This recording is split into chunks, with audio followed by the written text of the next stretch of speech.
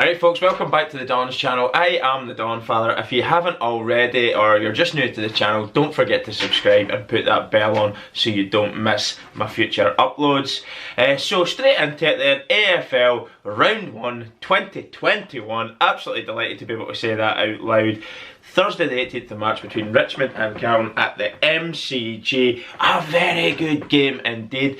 First player point out who got 2021 season goal scoring off to a start was Levi Casbolt of Carlton. Wasn't that hard a goal, straight in the goal square, bang, straight between the sticks, easy peasy lemon squeezy goal for Carlton. But look here, I'm going to quickly go through the scores and my predictions of what I put and if I got it right or wrong. I've got 7 out of 9 in my predictions this week, and I'm just going to quickly talk about individual players from certain teams who stood out this week. Richmond ran out victors at the MCG on Thursday. 105-80, 25 point margin. I did put, I think, 11 or 13 point margin I think I put on my tipping for that one. So congratulations to them, and a huge shout out to Dusty. This guy, talking to Dylan, the friend of the channel, and myself personally, and he says, but basically Dusty was unplayable. He's actually been quoted in saying that he's enjoying footy again. In previous seasons he hasn't actually been enjoying his footy, and now he's fell in love with the game again. He's got himself fit, he's leaner looking, but some of the magic that I witnessed on the footy field and the highlights to this one with Richmond versus Carlton, he looks in scintillating form, and as I said, the word that they might be getting, we might be describing Dusty with this year is unplayable. Don't think many teams are going to be able to live with them in that form and with that sort of appetite for the game. So 105-80 Richmond winners. Did predict that win on that one. Collingwood Bulldogs. I picked Bulldogs for this one and I wasn't wrong. 16 point victors. Look, 53-69 this one again at the MCG. I fully predicted a Bulldogs win. I was really excited to see Treloar playing. He's a player that I did quite like at Collingwood, to tell you the truth, but I was quite excited to see him in the Bulldogs. I thought he added a little bit different to what they already had in that position, and it wasn't long before he made an impact. I think in the first quarter he set up a goal, first touch, very, very good stuff. I believe it was to Aaron Naughton, off the top of my head, I'm just not 100%, but he's just pinged the ball straight into the, just into the forward 50 there. It's been picked up quite easily, just a lovely darted arrow pass, beautiful execution of the kick to set up the goal. But look, Collingwood, they're going to struggle this year. I did predict Collingwood would not be the team of the last couple of years, even though they've probably been, even in the last couple of years, a little bit off it where they should be as a football club. I think they're going to drop. They've dropped even further again. They've lost key players, Jaden Stevenson, Treloar, another one. But look, there's a chance for younger players. At every one of these clubs where senior players have left, there's a chance for younger players to shine and take that Guernsey and make it their own. And maybe it's a chance for Collingwood to try and play different type of footy as well. I don't know, but they are going to struggle this year, in my opinion. Well done to the Bulldogs. Great to see them getting off to a start. I want to say one thing on the Bulldogs, because you know I love the Bulldogs. Jack McRae is my unsung hero. This man flies under the radar week in, week out, 30 plus disposals. He's Mr. Consistent of the AFL. I don't care whether or not you've got him in your super coach or fantasy footy or whatever you play. I don't particularly care. In my opinion, McRae is Mr. Consistent on a footy field. Continuously bangs out 30 plus disposals. Very, very reliable, very assured player. And now he's got that, he's got the youth that's now up. Like Baz Smith, right? You've got Liberatore, who's obviously a senior player. Dunkley, Treloar's in there. There's so many players around him now. It is a very, very, very good midfield right now at the Bulldogs. I'm quite excited about this team. Look, but as I said, I just wanted to give him a shout out because he doesn't take the headlines for scoring goals, for doing magical stuff, but he is honestly a player I admire. He's always in and around stuff. He's always getting disposals. He's always, his points are always ticking over and going up. A player I really like. Anyway, on to Saturday then. Melbourne versus Dockers. 80-58 to Melbourne. I did predict that one as well. I was quite impressed with the way Melbourne played, actually. Passing the ball about. Petrarca, Fritsch, great players, really enjoyed them. Jetta. Do you know what? I enjoy, from last year, I actually quite enjoyed a lot of the stuff Melbourne were doing last year. Like Saints, but they just didn't have that extra level of performance to get themselves up there and in and about the top 8. Dockers looked really like they were struggling a little. There was an injury there. I think Nat Fyfe's banged into his own teammate. Can't remember who it was, but it looked like a bit of a leg injury in that game. Like Dockers are going to have a tough season this season, in my opinion. Melbourne, maybe something similar to last year, maybe a little improvement on it. But there's players on that team, Max Gawn, another one, really, really enjoy watching. And they play a brand of footy I'm quite happy. I love to watch. Was it, who else went up for it? He could have made an incredible mark. Pickett, was it Pickett? I think it was Pickett. He's just missed it and no more, right up onto the shoulders. And he's just mistimed the leap, but it had all the makings of a mark of the year. It really, really did. He was very unfortunate with it. He's just mistimed it slightly, but really great stuff. And of course, as I said, Melbourne playing nice stuff there, so well done to them. They're off to the new campaign with a win. Crows versus Cats. I got this one wrong. I think everyone would probably have predicted last year's grand finalists, the Cats, to go out and win. They didn't. And I want to just say huge credit to the Crows, because I don't deliberately slag the teams off that lose. I just can't find positives in the way they're playing. Last year they were poor, wooden spooners. It was very hard to give any sort of praise at all last year. But see, do you know something? This year, so far, I fully expect them to have a tough 2021 season. I think they'll be in and around the bottom 2 teams, 3 teams. But that was an absolutely brilliant performance from the Crows. They really deserved the win. I don't think the game deserved to be as tight on the score sheet. Just, I thought the more positive team. Huge shout out to Tex Walker. I thought he was magnificent. Did he kick 5? I think kicked 5 or 6. But it was the way he was taking his marks as well. He was making himself available. He could go long. He was getting them. He was coming short. It's just his positional awareness. Everything clicked on Saturday against the Cats. He was magnificent. There was a few players, Keys as well. I really enjoyed his performance. But the Crows were up there. They're young boys, they're young players that are coming through.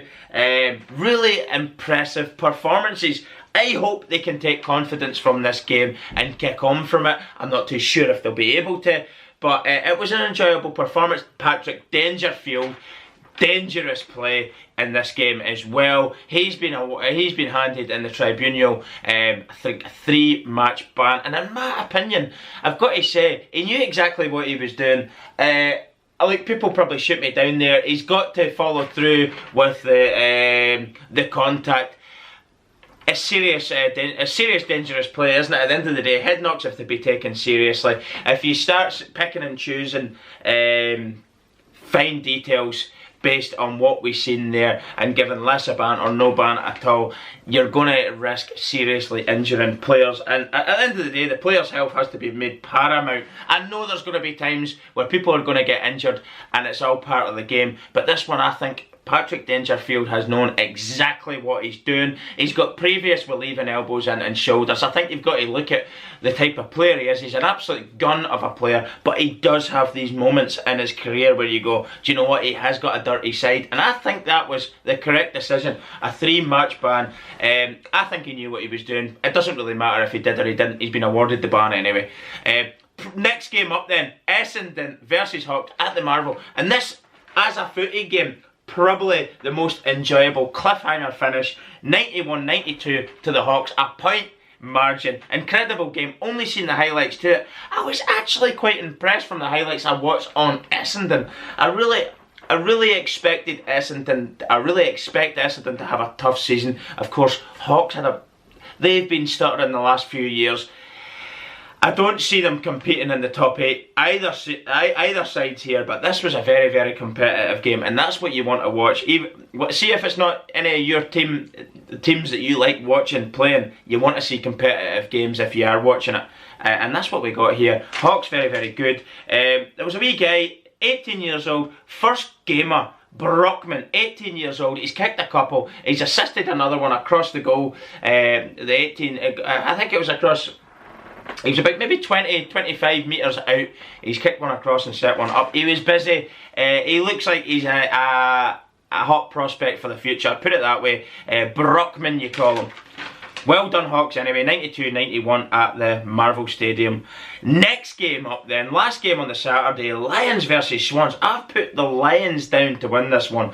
They weren't just beaten, they were absolutely milkied in this, by the way. I've got to be honest, I am absolutely delighted to see the Swans getting up a huge upset of a victory here, because it's a team that I've struggled again to give a lot of positives to over the last couple of years, but also a team, when they play well, they can play lovely stuff. Everybody knows how much I love Papley, but there was a young man who's came of age, another first gamer, Errol Golden, and do you know what? This is a tip that I'm going to put out there. Get this young fella into your super coach. He's not going to cost you much at this stage, but if he can put in performances like this in the next few games, I'm sure he'll play again after that performance. He will be rocketing up in price, there's no doubt about it. Errol Golden, well done to the Swans anyway. Just going to quickly, I noticed my video is going up in time here, but brilliant stuff. Well done the Swans. I hope they can continue this form, because it was really enjoyable to watch. I think Lance Buddy Franklin's not far from being back. Ben Reid kicked a couple. A lot of the senior players played well as well, but again, small half forward. It has got to be one of my favourite in the game. It's Tom Papley. He was sensational as well on the day.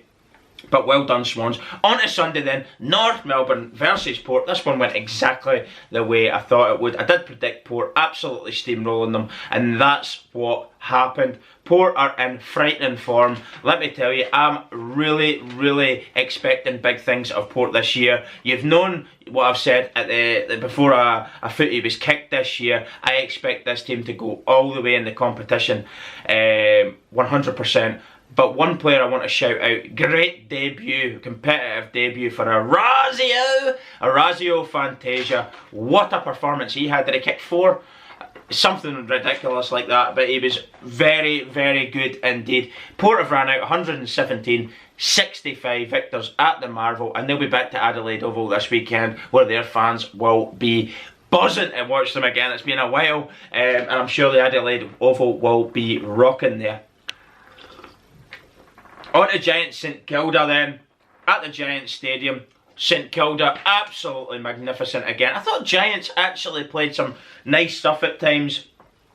Everybody's player they love to hate, Toby Green, I thought he had a good game. He's done a couple of things that have really impressed me. Look, people hate him, but don't take away from the fact that he's a good player. He's played well in this game, but St Kilda were very good indeed. The game finished, well, at 8-point margin, 78-86 to Saints. Couple of players there, really enjoyed. The hit from Steele was absolutely brilliant. The hit of the round, check it out if you can see it, really loved it. He bulldozed his way straight through the player, absolutely magnificent. That's how you want to see footy being played. No love lost, straight in, and competitive as hell, and Steele epitomised that. And as do St Kilda. As do St Kilda, as a footy club, I love watching them. They play lovely stuff. Butler, again, he's been brilliant. He's been brilliant from he went there. Really enjoy watching him. King's good. So many players. Bradley Hill, I loved him at Freo. Last season I loved him, and I just know I'm going to be singing his praises this season as well. Very good individual performances, but as a team, a brilliant team to watch. I love the brand of footy. Very attacking, no nonsense, no fucking about, no passing it about, messing around the footy field. Let's get that ball, let's get down that footy field, and let's score goals. That is St Kilda. Very aggressive, but very easy to watch as well. Lovely stuff. Well done, Saints.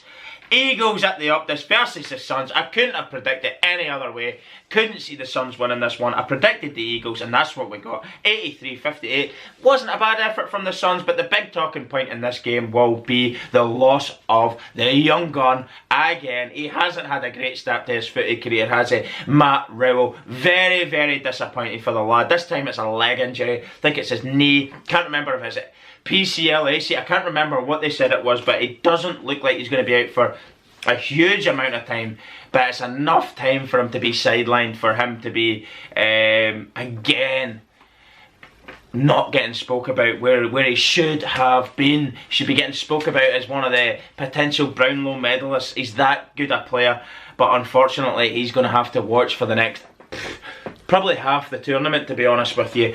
So heart goes out to him. Well done, the Eagles. One player I want to mention from the Eagles, off the top of my head, I was going to say him and I forgot who it was. It won't matter, like, it will matter because it's annoying me now. I'm going to have to, I'll say it in my predictions video. I've got a predictions video coming up very, very soon, but like, Eagles were very good. 83-58, good start to the campaign for them, and a lot of their players stepped up. An enjoyable team to watch all the time. You could watch the Eagles, they play a lovely brand of footy. It actually was a good battle in the ruck as well. I think when you watch Nick Natanui, he just adds something different, doesn't he? I wanted to mention him. See the way he goes and he gets them on the front foot from the ruck. It's an incredible way. Nobody else really does it. He can almost get two hands on it and throw it directly into a player. Boom. And off on the attack. He sometimes picks up his own fucking centre clearances as well. He's just very, very good indeed. But anyway, look, that's the end of it. Just to quickly recap, I got 7 out of 9 in my predictions. Winners were Richmond Bulldogs, Melbourne Crows, Hawks, Swans, Port St Kilda and the Eagles. Congratulations to all them. I am loading a predictions video straight after this, so stay tuned for that. Thanks very much everyone, and I'll talk to you all soon. Goodbye.